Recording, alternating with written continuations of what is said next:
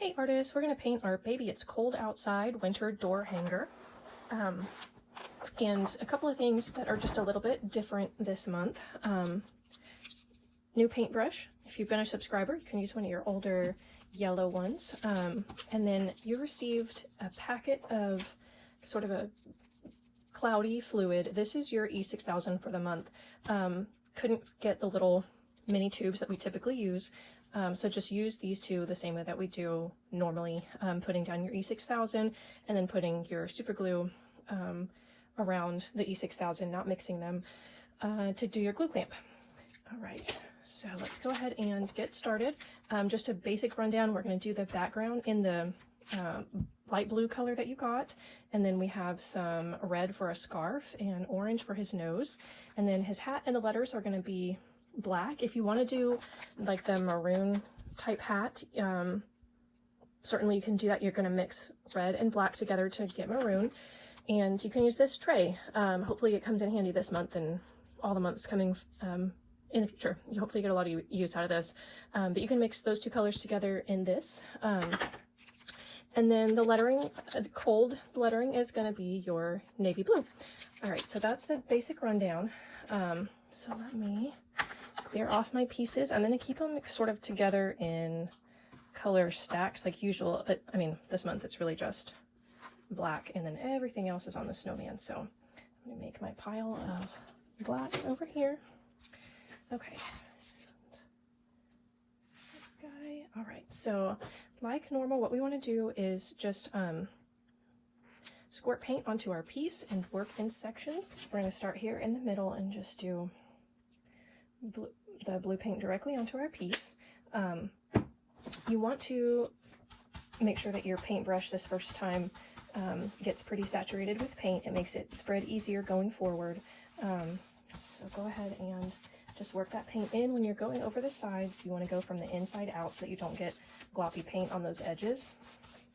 And then depending on the final look that you're going for, you can do this with pretty heavy coverage. You can do it with lighter coverage for sort of a more rustic look. I will say, if you want these sort of the faux shiplap lines to show up, go ahead and just paint your piece. Okay, and I'll go ahead and show you. I have a package of baby wipes always handy, and so what I would do is just swipe through the center of your lines like so with the baby wipe or damp rag or whatever you choose to use, and that's gonna redefine those shiplap lines. So I have pretty much worked, and I'm just going to keep this baby wipe off to the side because I tend to use those pretty frequently. So I'm going to work the rest of my way down.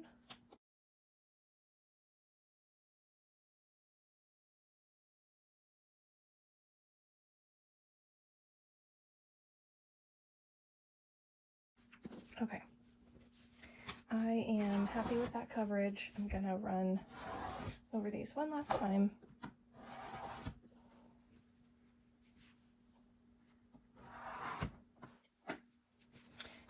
And now I'm going to just set this off to the side.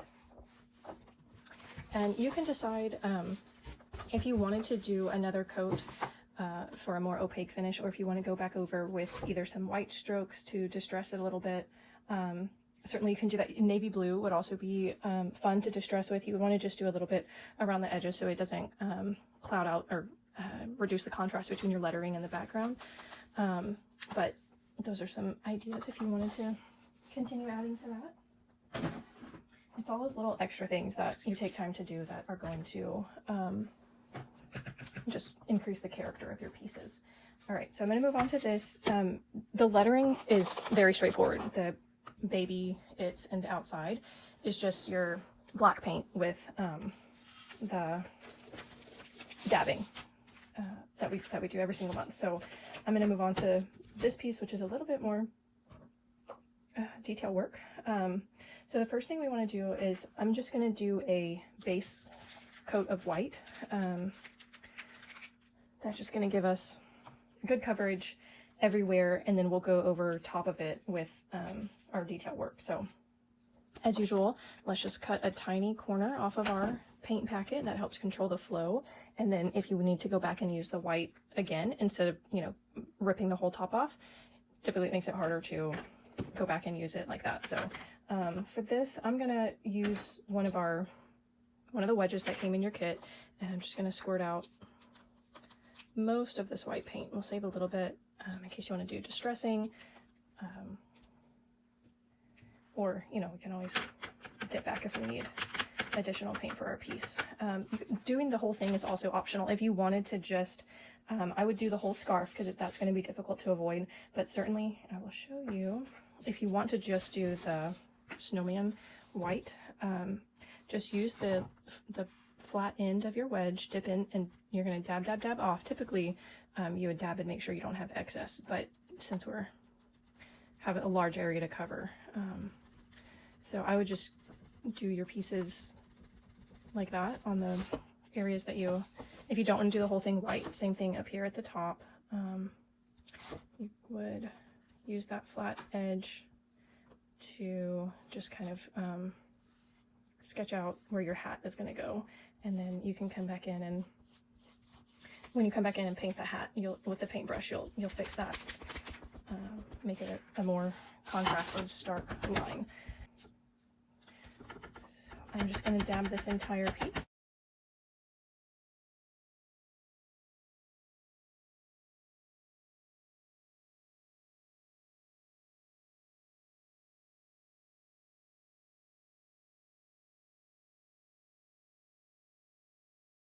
So that's that part, and now I'm going to, same thing with the blue, I'm going to cut just a little corner off of here, and using, you received a gift set this month of some paintbrushes, so I hope that you will get lots of use of those also, and we're going to use the 5/8 brush for the lettering Cold.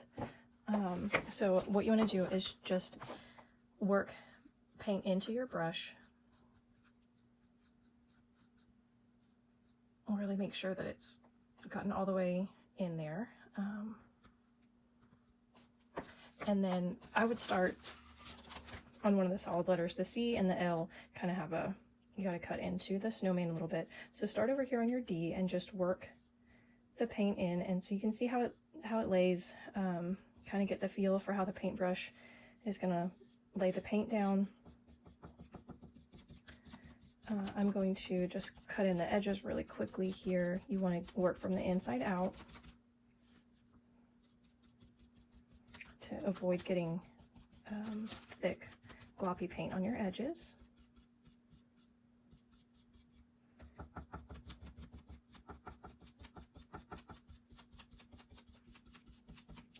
And then we'll go in and even this out.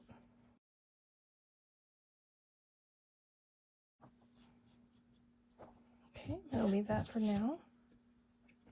Move on to our L.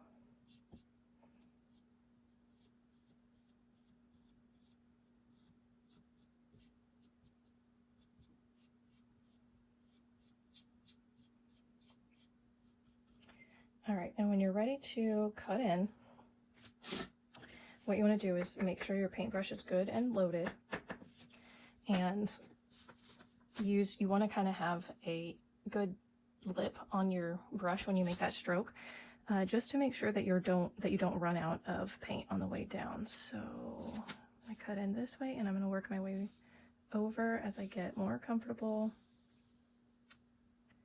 with how it's going to lay, and just make sure that I don't end up too far over.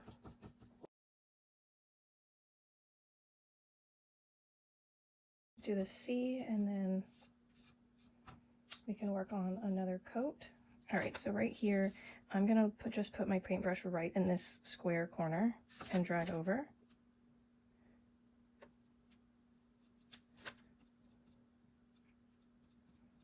That 5/8 brush is the perfect size to line that up and do that. So you're just gonna line up with the edge of the cutout letter C and just bring it in to make that piece there.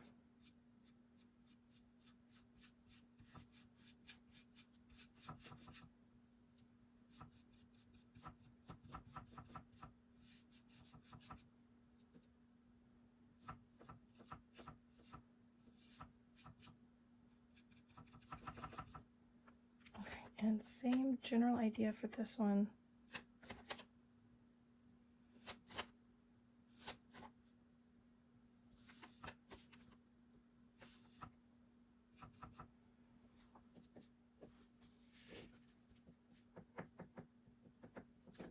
Okay.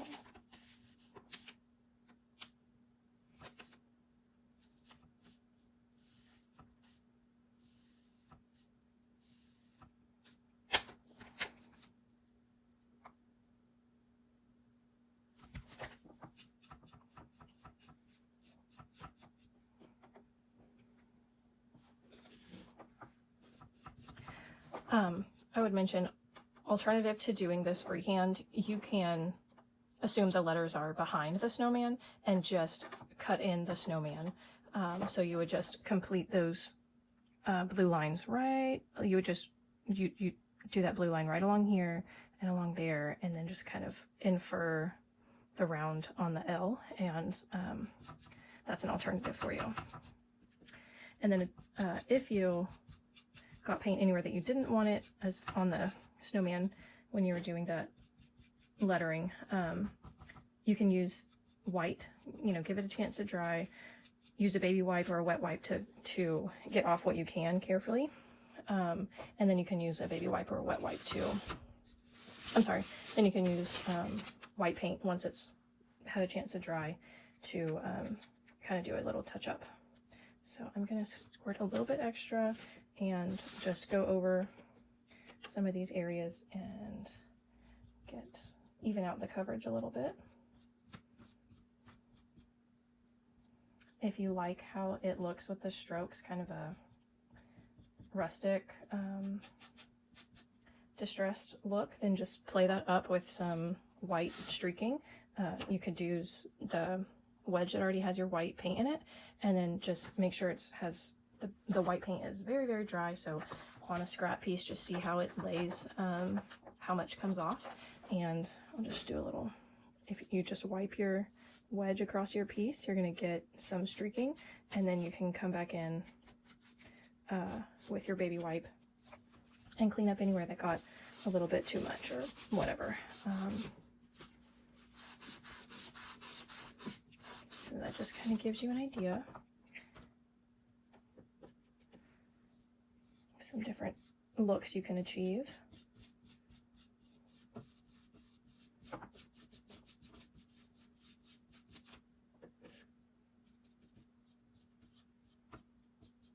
I would say just don't be too cautious. If you want to try something, you're like, oh, I don't know how that's going to look, I'm not sure I want to do that, just give it a shot. It's paint. Wipe off what you can. If you decide you don't like it, you can wipe off what you can with a wet wipe, and then just go back in and paint over it. A lot of times I will do something and my immediate reaction is like, ooh, wasn't a good idea, I shouldn't have done that. But if I just go with it and see, you know, let it stay until the end of the project and see how it all comes together, a lot of times I end up liking it. So just go with the process and what feels right to you. It's paint. You can fix it. That's the beauty of doing it yourself.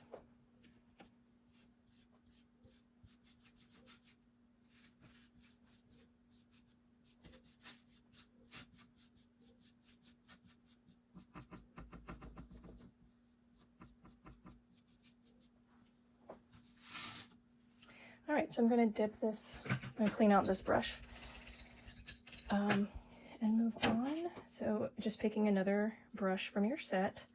I'm going to go ahead and turn him upside down. It's going to be easier for me to work that way.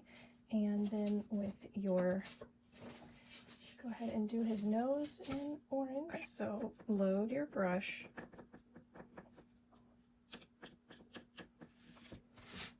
Start in the middle to kind of get a feel for how your paintbrush is going to lay. And then you want to get a clean edge where your paintbrush doesn't run out of paint, just make sure your paintbrush is well loaded and then run it along that score line.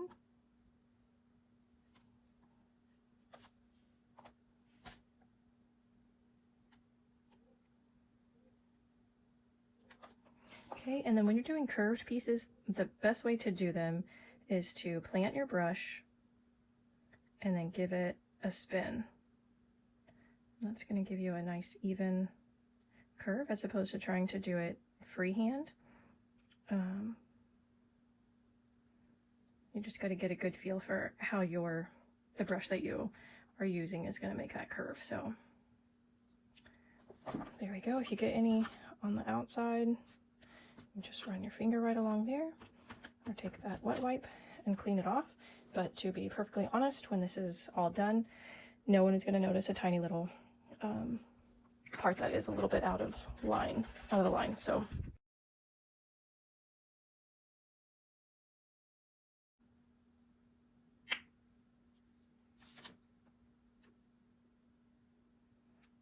okay, so I'm using that same brush that I used for the blue paint. With my red, I just rinsed it out and then used that baby wipe to clean off the excess paint and water. And I'm going to start up here again so I get a good feel for how my brush is going to lay the paint down before I move to the sort of freehand section. So my suggestion is to start over on this side over here so that you work your way from, you know, where this curve is for his scarf over to the cutout of the scarf. So just lay your brush down and swoop over and see where you end up, and then lay your brush down over here and swoop over to make those two lines kind of meet.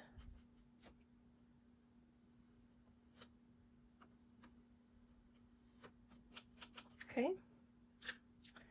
Same thing over on the top side.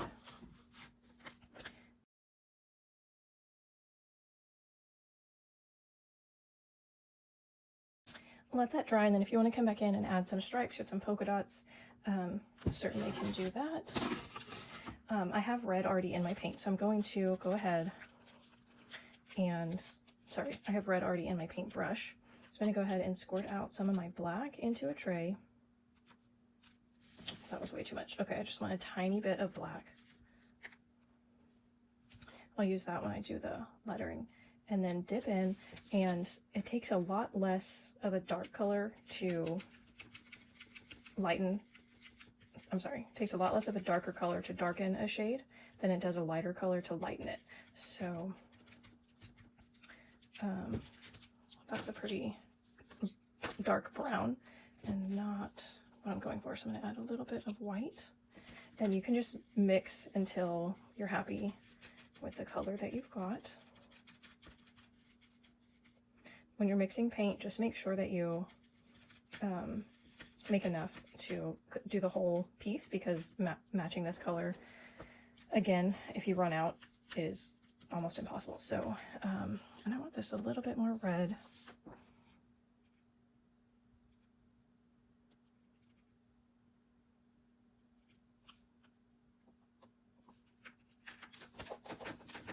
But you can do this however you like. You could just do a black hat with a red stripe across it.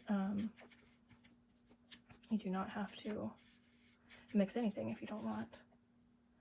I think we're going to go with that. And then same thing with your freehand. Just start on one edge and swoop over, and then start on the other edge and swoop over. And doing it that way just make sure that you're not way off, you know, that you pretty much start and stop at the cutout lines.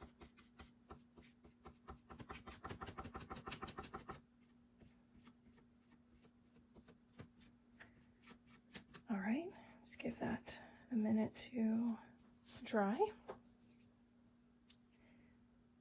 His eyes and buttons and whatnot. I'm going to just kind of try to fill in those circles. If you want to plant it, this has pretty long bristles to plant it and twist. So if you want to try that technique, just make sure you don't apply very much pressure as you twist, or your bristles can really splay out and make a much bigger circle than you intended. The other thing you can do is take something like the end of like an eraser and dip it in your black paint, and then dip it onto your piece and just kind of fill in that. I'm just doing little half circle strokes, and that is doing the trick. And then you just come in with quick little dabs here and there to complete your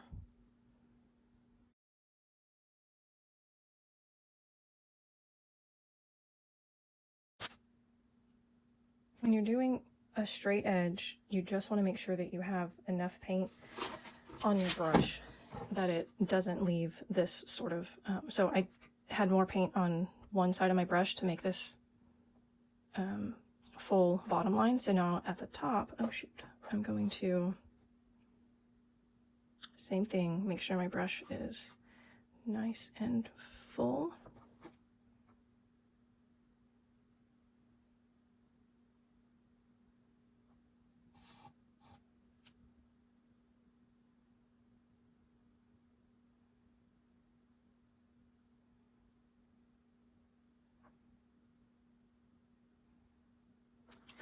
Okay, and you heard me when I picked up my piece for demonstration pieces, my wrist caught the thing down here. So I'm gonna wipe off what I can, and with my wedge that had white in it, I'm just going to kind of try to cover this up. While I'm doing this, it's reminding me that the reason that I dabbed on the snowman with probably more paint than I would normally use is because I like that texture, that extra texture that little extra paint gives for the snowman. So I'm going to set that aside to dry and then do our lettering really quickly. So just lay it all out kind of as close together as you can to make less work for yourself. So you should have the apostrophe, the 2 dots for the eye, and a wedge. And what you want to do is just work paint into your wedge and then come over and dab over your pieces. You don't want a lot of paint, you don't want gloppy paint on your edges, you just want to move in quick motions with even pressure. And the more you work that paint in, the smoother your finish is going to be.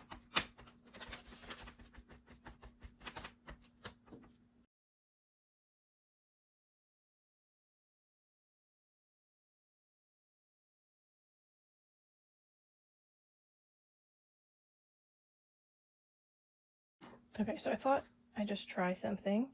I put white paint on the bottom of my red paint pot, and I'm going to dab this over my scarf to give me a sort of template for circles, polka dots. Okay, and then so I'm just going to work this in.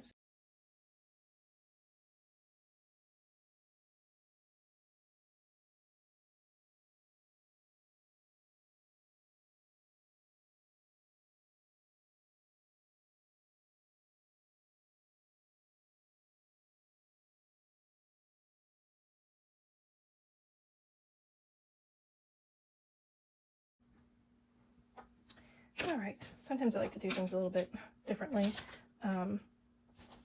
than I do on the example that's on your inside your box, so that you get some different ideas of things you can do. So obviously those polka dots were one of those things. So you can decide what you like and take it from there. All right, so your bow and your hanger is a little bit different this month. You have a wire hanger and some pom-pom balls, and that's to ensure, I've never done wire hangers before because I am concerned that depending on how the door hanger hangs on your specific door, if if the wire makes contact with your door, it could scratch your door. I don't want that. So the door hangers that I make on my own and that I sell painted, I do use a wire hanger. So I wanted to let you guys try that. Use the pom-pom balls to make sure that you don't have any contact with your door. So you're going to put 2 just right where the back where the wire hangers are, right around that back portion. And then the other one you can put either at the bottom, wherever you feel like would make the most sense for your door. So what you're going to do is just put your wire through your pieces. You can do front to back or back to front, whatever you prefer. Neither one is going to give you more or less contact with your door. They both are going to wrap around.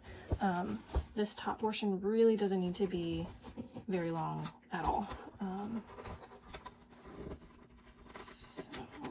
And then just fold it.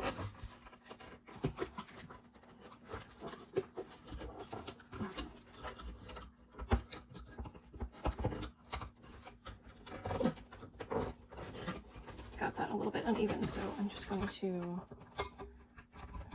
push the extra through there and fold that again, and that's good. That's plenty of space to fit your hanger, whatever that is, either a nail or a over the door hanger. And then you just wrap this excess around. If you have a pair of pliers, that is helpful. If not, when you get to the end of these 2, they get a little pokey. So just do them separately if you need to. They're easier to manage alone than together. So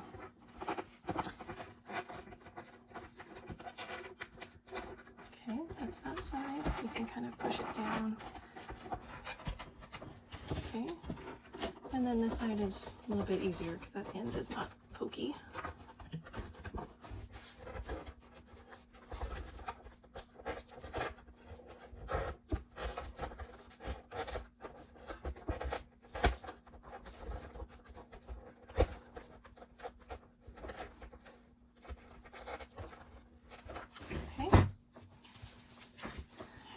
For your bow, lay your pieces however you'd like them to be, and you just want to, you can cut the ends of your ribbon if you'd like to make your dovetails. Then just, oh, sorry. Lay them in whatever order you'd like, and then just pleat them in the middle.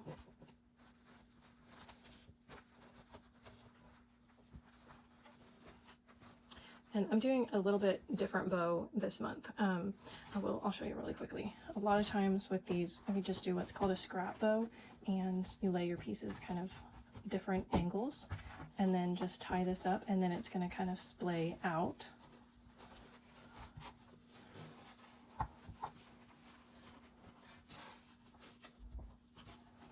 Okay, so that's one way to do it. And again, you can do your dovetails. Just fold your 2 ends together and cut into them to make your dovetail.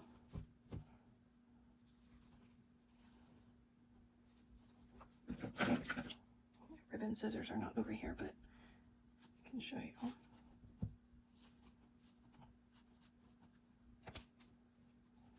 Here you go, that's your dovetail.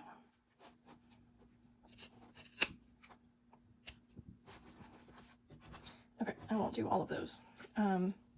The other thing that you can do is lay your pieces just all on top of each other, and then you want to do a rounded sort of look with the middle ones rounded the most, and then work your way kind of making them less rounded as you go. And that's kind of a more structured looking bow.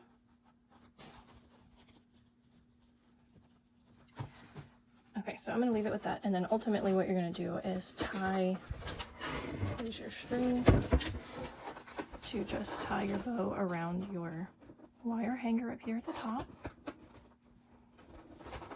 And then once you do that, you will generally want to kind of reposition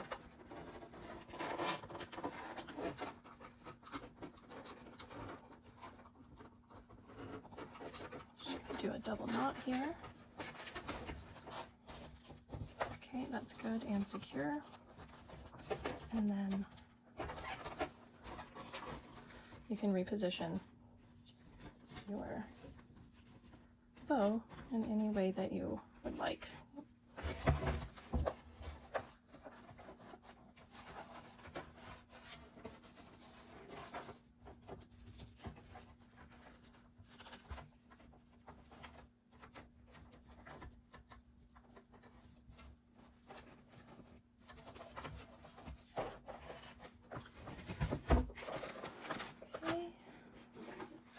And then I'm going to give these polka dots and things a chance to dry for now, but what you want to do once your pieces are dry and you can flip them over, you'll use that E6000 and the super glue. The super glue is a glue clamp, so again, you just want to apply that around the pieces so that as your E6000 has time to cure, that super glue is holding your pieces in place and they're not able to slide around or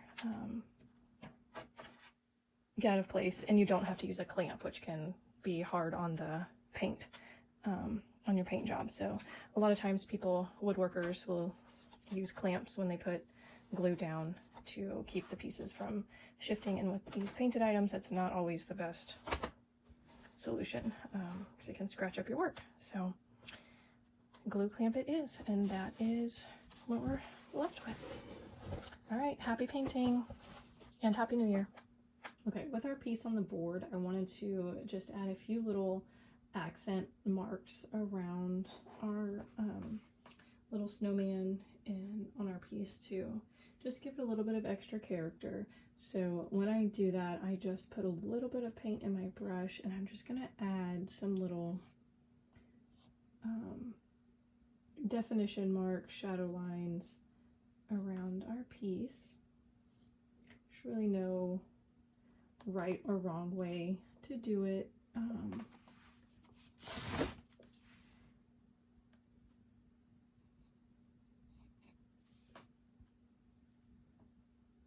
Just wherever you feel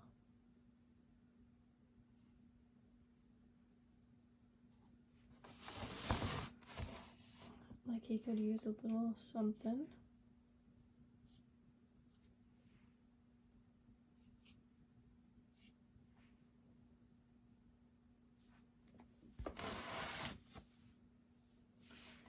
Okay, and then same thing, I'm going to do a little bit with white, particularly on his nose. So